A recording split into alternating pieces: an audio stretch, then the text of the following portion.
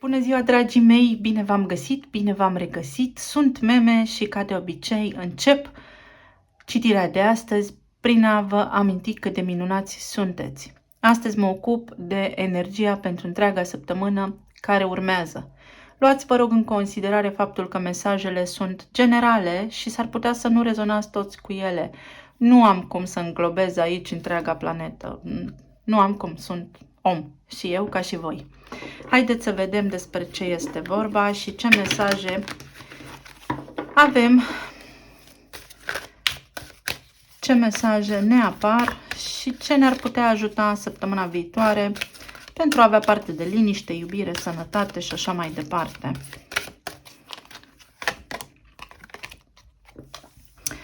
Curățenie. La modul cât se poate de real, unii dintre voi începe să vă organizați casa, unii dintre voi faceți declutter, adică scăpați de lucrurile vechi. Începeți și puneți așa în săculeți lucrurile de care nu vă mai folosiți. Într-o altă ordine de idei, sunteți hotărâți cumva să deveniți puternici și să eliminați din viața voastră niște aspecte importante, dar care vă încurcă, da? Niște frecvențe joase. Când facem curățenie, eliberăm energia. Știți că se spune și în Feng Shui, casa trebuie să fie armonioasă, obiectele de mobilier trebuie să fie puține, camerele trebuie să fie aerisite. Exact așa funcționează și la nivel sufletesc, spiritual. Trebuie făcută curățenie, prea multe lucruri acolo fac energia să se contracte foarte mult și când bubuie dă naștere traumelor emoționale, da? Cascade, avalanșe de emoții. Avem numărul 21, o dată de 21 poate fi aici de însemnătate pentru voi, ora 9. De asemenea, 2 este energia feminină și 1 este energia masculină. Cumva o armonizare, cumva energia feminină mai puternică din voi acum, sau partenerul cu energia feminină mai puternică, îl împinge pe celălalt de la spate către ceva.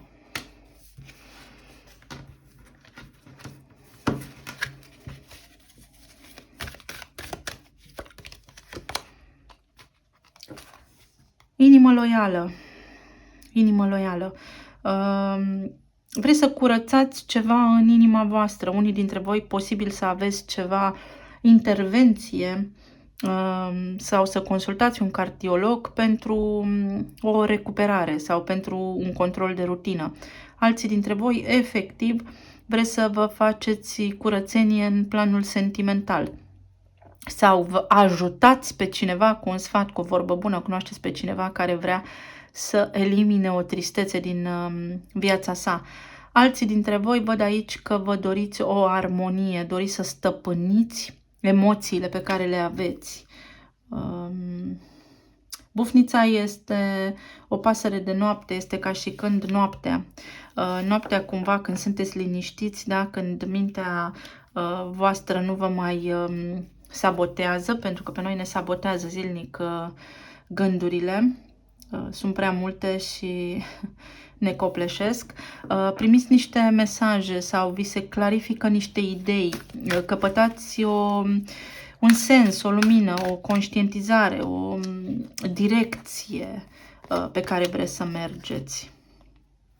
O putere înaltă, conștiința supremă vă ajută să vă stabilizați, divinitatea vă ajută, este aici pentru voi. Cifra 4 înseamnă stabilitate, înseamnă casa. Unii dintre voi vreți să faceți efectiv curățenie în casă, iată. Alții dintre voi vreți să faceți casă bună cu cineva, să vă stabiliți un cămin undeva. Unii dintre voi vă mutați împreună și puneți la plan detaliile pentru acest lucru. Aici avem gânditorul. Vă gândiți dacă decizia este una sau bună sau avantajoasă pentru voi, vă gândiți cum să luați cea mai bună decizie în această privință. Unii dintre voi vă gândiți la un serviciu, să știți, 8, banii, la putere, cum să echilibrați sentimentele în voi, cum să intrați în armonie cu sufletul vostru. Și pace. O săptămână foarte frumoasă. Pace. Veți avea parte de situații pe parcursul acestei săptămâni prin care să ajungeți la armonie sufletească, dacă veți avea parte de discuții sau de interacțiuni cu cei din jur, cumva modul în care gândiți voi și abordați problemele și perspectiva voastră va fi cea care va calma situația, veți fi stabili, adunați, închegați, armonioși. Dar posibil un pic îngândurați, da? Aveți și voi pe suflet ceva și vă gândiți cum anume să rezolvați ceva legat de serviciu sau ceva legat de casă. Sunt niște mesaje foarte frumoase, bine ai venit decembrie în viața noastră, începe așa să intrăm pe o frecvență mai, știți cum, chiar dacă este agitată, totuși mai lină la nivel sufletesc.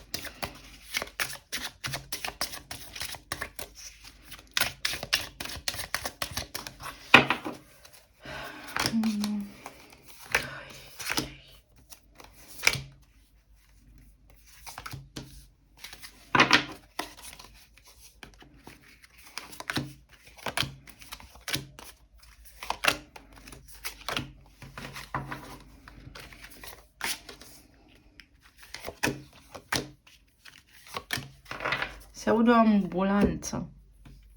Mă stresează de ceva timp. Am așteptat să încep filmarea și ea tot se audă. Tot se aude. Deci veți avea un gând care nu vă va da pace, va țiui în mintea voastră, veți avea acolo un sunet, o voce, vă veți aminti niște cuvinte. Mesajul pentru voi este pace, liniște și încercați să separați așa lucrurile, să acordați atenție lucrurilor care cu adevărat vă ajută și merită. Bun, ca date importante avem 21, 35, 8, 4, 8 din nou, 23 sau 5, posibil să mai fie important aici pentru voi, sau 3. Acestea pot fi și ore, da? Ore de interes, ore bune. Am ales 5 cărți ca să lucrăm pe elementul 5, pe schimbare, pe evoluție. Avem Marele Preot. Da, clar, stabiliți niște lucruri tradiționale săptămâna viitoare. Vă gândiți la tradiții, vă gândiți la casa voastră. Regina de monede, faceți tot posibilul pentru voi, pentru familie, pentru partenerul vostru, să armonizați lucrurile, să fie bine pentru toată lumea. Aveți putere săptămâna viitoare să duceți la bun sfârșit absolut tot ceea ce vă doriți și veți discuta, veți face drumuri, veți obține toate lucrurile de care aveți nevoie, veți avea succes în relație, da? Unii dintre voi care sunteți căsătoriți,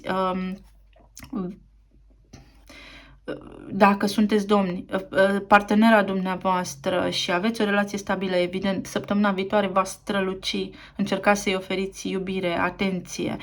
Dacă sunteți separați, atunci puteți cunoaște pe cineva care să vă lumineze calea undeva la un drum pe care îl aveți de făcut și care nu mai suportă amânare, sau să aveți un soi de revelație așa sufletească și pasională că vă doriți pe cineva, sau să aveți de făcut o alegere între două energii feminine. De asemenea, doamnele, dacă sunteți într-o căsnicie, atunci dumneavoastră veți fi în prim plan, dar veți primi sprijin de la partener. Cineva vă va susține. Dacă vorbim aici despre un copil, atunci acesta obține ceva solid, are o reușită săptămâna viitoare. Dacă aveți de ales între două suflete pe care le iubiți, unul este mai tradițional, altul este mai pasional și poate simțiți că vă scapă mai ușor printre degete, atunci veți avea de făcut o alegere. Cumva văd că tindeți către pasiune, dar în egală măsură știți că cel care este mai tradițional este și mai statornic. În tot cazul, decizia voastră va fi soarele. Veți fi mulțumiți de ceea ce veți decide. Soarele este aici pentru voi, aveți o reușită în casă. Clar aveți o reușită în casă. Unii dintre voi vă mutați în casă nouă și faceți curățenie și ordine aici. Am întors o carte. Iată, soția. Pentru toată lumea, rolul de soție săptămâna viitoare va fi important.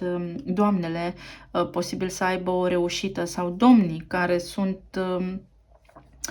in charge, care se ocupă de copii, chiar dacă nu sunteți căsătorite, doamnele vor avea o reușită sau discutați cu o energie feminină din familia voastră, cu mama care are nevoie posibil de ajutor și sunteți doi copii în familie și vă veți oferi sprijinul într-un aspect din acesta de tradiție. Posibil să aveți o reuniune în familie, posibil sora dumneavoastră să aibă săptămâna viitoare nevoie de ajutor și plăcere. Cel care caută plăcere, veți obține plăcere. Plăcerea voastră săptămâna viitoare va veni din pace și de sus, de la divinitate. Vă veți da seama că aveți în jurul vostru oameni care vă pot sprijini sau vă lămuriți în privința unei persoane despre care erați confuzi până acum și nu știați exact ce hram poartă și vă liniștiți. Alții dintre voi, dacă nu aveți o căsnicie solidă sau sunteți într-o relație cu cineva, va fi foarte pasională, va fi foarte, foarte pasională și foarte intensă săptămâna viitoare. Simțiți așa că, știți expresia, se rup norii deasupra capului vostru. Ce mai avem aici?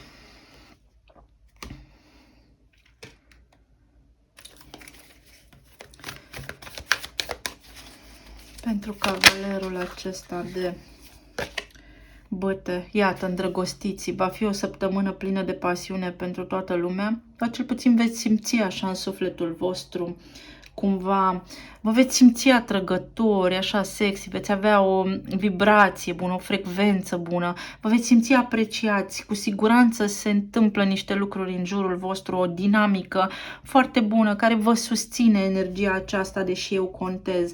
Alții dintre voi veți avea de făcut o alegere, de hotărât ceva, vă hotărâți într-o anumită direcție și este o alegere destul de complexă, așa, nu este neapărat ușor de luat, trebuie să puneți în echilibru și pro și contra, dar ce alegeți va fi statornic, va fi un lucru bine făcut.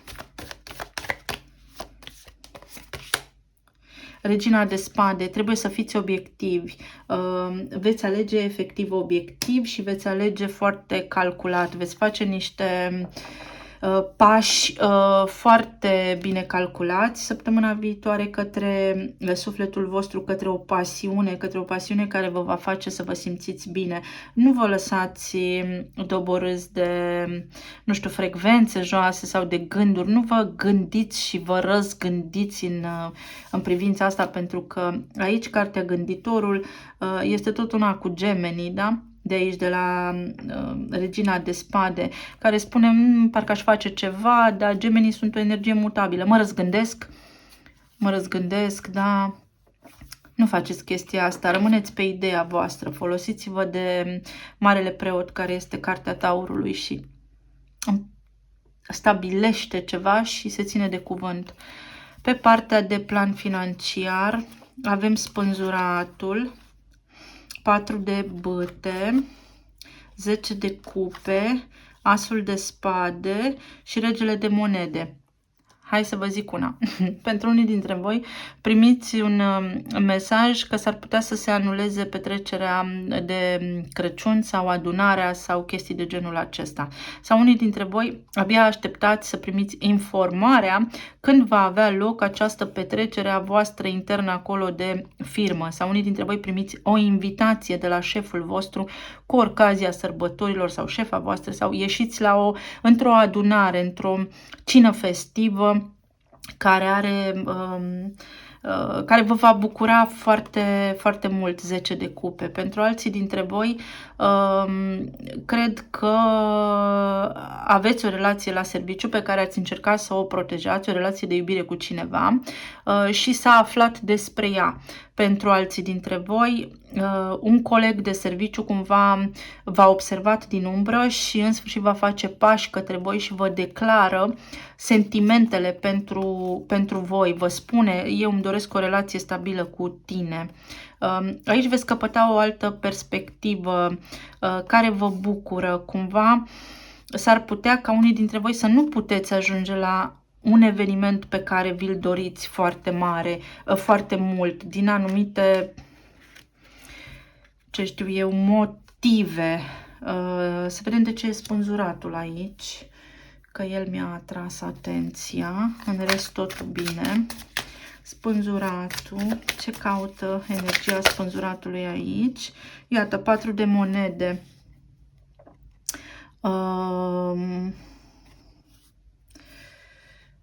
Cumva s-ar putea să fiți ocupați și să nu puteți ajunge la această petrecere, sau cumva voi nu v-ați dorit să se afle dacă aveți o relație și acest lucru se află, sau cumva voi refuzați pe cineva sau nu ați văzut până acum pe cineva care vă place foarte mult și are legătură cu voi. Pentru alții dintre voi vă doriți un credit, ceva care are legătură, sau stabiliți un credit sau vreți să luați un credit pentru o căsătorie, pentru, nu știu, ceva ce are legătură cu relația voastră și atunci s-ar putea să fie amânat sau să obțineți temporar o respingere pentru acest credit și să fiți nevoiți să reluați actele. Mai vreau o carte aici. 3 de monede. Este nevoie să mai așteptați un pic, mai este nevoie de ceva, se mai pune un efort. Dacă se amână vreo petrecere din asta de tip corporate, atunci se invocă resursele financiare. Nu vă necăjiți neapărat. Sau pentru unii dintre voi posibil să fiți surprinși că nu se acordă bonusuri. Aici avem iubitul, iubita. Posibil să aibă legătură cu acest aspect. Deci voi lucrați cu cineva pe care îl iubiți, nu toți evident, și să se afle despre voi și să aveți o stare așa ușor neliniștită, cumva cineva, patronul, managerul și așa mai departe să afle. Sau voi vreți să vă mutați cu partenerul și așa mai departe și vreți o relație cu el și lucrurile se amână, cumva el nu poate fix în acest moment. Vă aștept în comentarii să-mi spuneți cum rezonați, ce se întâmplă aici, pentru că cumva o reușită este, dar nu așa cum v-ați imaginat-o voi.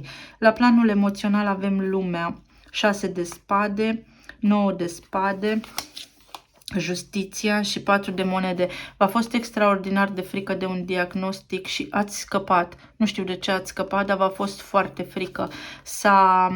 Veți primi un răspuns favorabil, sau dacă faceți niște analize anuale sau niște analize lunare și așa mai departe, din nou ați scăpat, dar este necesar să continuați cu vindecarea voastră, cu tratamentul vostru.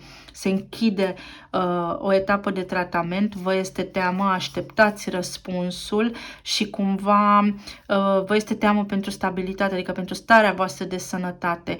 Vedeți aici ce frumusețe este, dar voi nu vedeți că sunteți legați la ochi. Gândiți pozitiv, aveți încredere în divinitate că totul este bine, da? Eliberați aceste gânduri negative și când vă dezlegați la ochi, respirați, ușurați, căci sunteți în natură și sunteți pe mâini bune. Alții dintre voi vă doriți să faceți o călătorie pentru a rezolva niște acte oficiale.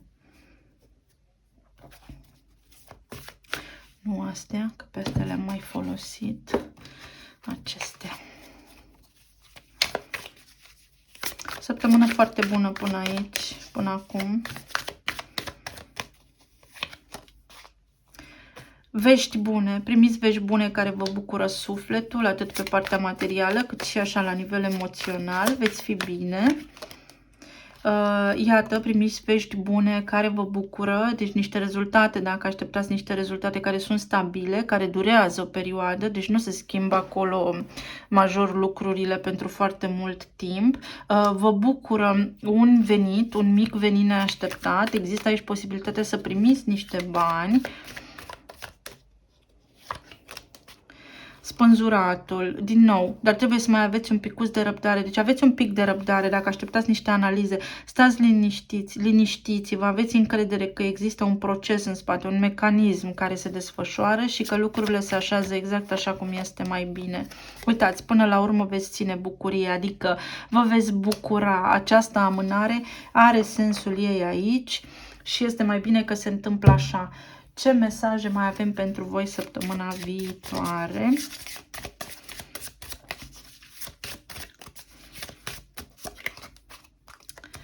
Angajament.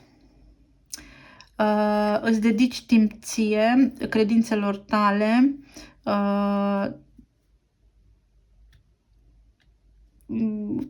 simțirii tale interioare, da? A tot științei tale, cumva să-i spunem, că iubirea este esența sufletului tău. Cumva are legătură cu iubirea, dar prin iubire, prin renunțarea aceasta, prin frecvența care spune pace, veți reuși săptămâna viitoare să obțineți foarte multe lucruri favorabile pentru voi. Este nevoie de obiectivitate, da? Și nu de să dați năvală. Este o săptămână de liniște și de pace pentru voi. Mai iau un mesaj. Iubire. Sunteți neliniștiți și vreți să aflați despre iubire. Unii dintre voi vreți să aflați ceva despre un copil. Vești despre un copil. Alții dintre voi aveți legătură posibil cu o balanță sau din nou cartea era justiția aici. Spune liniștiți-vă că lucrurile se vor întâmpla așa cum trebuie. Avem cifra 30. Roșia, care ea în esență este bună, dar pe de altă parte, adică este gustoasă, dar pe de altă parte este numită Night Shadow, este acidă pentru corpul nostru și care spune aici o dragoste foarte naivă poate fi acidă pentru tine, așa că mai bine te liniștești. O dragoste din aceasta fără limite și fără bariere poate fi acidă pentru tine sau nocivă pentru tine și tocmai de aceea ești la relații. Apare Dama de Spade care spune, uite, ăstea sunt termenii în care relația aceasta poate funcționa și de acum înainte facem așa, bun, dacă ne mutăm împreună, puncte, spuneți și aveți de spus, sau dacă avem o relație, atunci și spuneți ce aveți de spus, da? Și mai au o carte oracol. S-a întors. Natură. 74, 11, codul liberului arbitru. Mediul în care voi vă veți dezvolta, mediul în care pășiți de acum încolo, este natural, în primul rând. Este organic, deci nu vă temeți, stați liniștiți că lucrurile se aranjează și aveți parte de iubire aici, dar trebuie să alegeți voi iubirea aceasta, da? Iubirea aceasta. Unii vreți casă pe pământ sau ați cumpărat o casă pe pământ în care vă mutați. Ca semne astrologice, la relație avem foarte puternic Gemeni, avem Berbec, avem Taur, avem Capricorn și Taur foarte puternic, Leu și Berbec, pe care l-am mai spus. La partea aceasta de stare financiară avem Pești. Oh, ce repede am citit. Avem Leu, avem Pești din nou, avem toate semnele de aer, avem un Taur foarte puternic aici. Da, semnul Taurului foarte puternic aici. Iar la partea de stare emoțională avem din nou Taur, avem Balanța, avem Gemeni, avem Vărsător, avem Săgetător, avem Pești, avem toate semnele de pământ, un Rac și din nou Pești. Mai Mai adăugați și data de 11 pe listă și data de 30 ca date importante, dar și data de 13. Talismanele.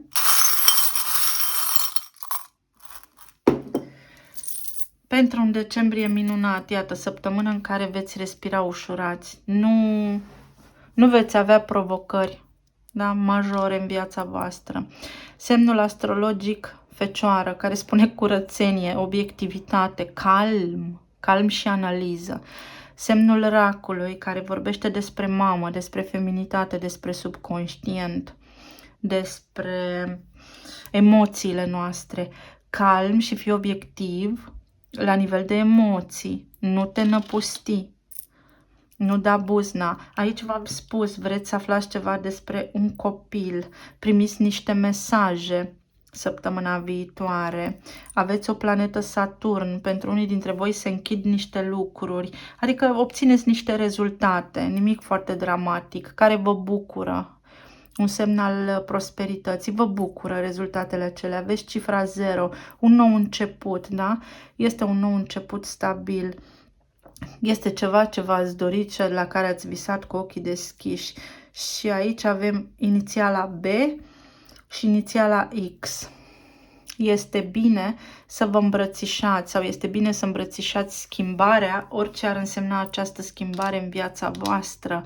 Sau mai poate însemna, este bine că ați ajuns aici unde ați ajuns, este bună această pauză din anumite motive.